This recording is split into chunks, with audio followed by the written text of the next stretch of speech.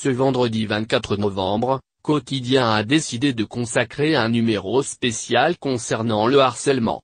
En pleine affaire Harvey Weinstein, le sujet est devenu un enjeu central depuis de nombreuses semaines en France. Avec l'hashtag #balance ton porc, les femmes se sont emparées de l'espace public pour dénoncer les violences subies au travail, dans leur cercle familial ou même dans la rue. Sur le plateau de Yann Barthès, la secrétaire d'État chargée de l'égalité entre les femmes et les hommes, Marlène Schiappa, était l'invitée fil rouge de cette émission. Femmes violentées, étudiantes ou journalistes, plusieurs personnes sont venues conter leur histoire.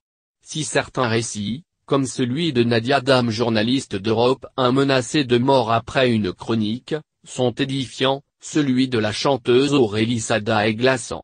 Alors que son groupe Brigitte est venu interpréter son dernier titre Palladium en compagnie de 50 autres femmes sur la scène du talk-show, cette mère de famille a évoqué un souvenir traumatisant de son enfance.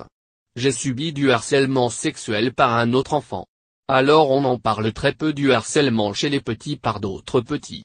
J'ai un petit garçon qui m'a obligé à porter des robes sinon il me cassait la gueule. Et il m'a fait subir des attouchements devant d'autres garçons à toutes les récréations. Je me cachais, j'ai fui l'école maternelle le plus que je pouvais.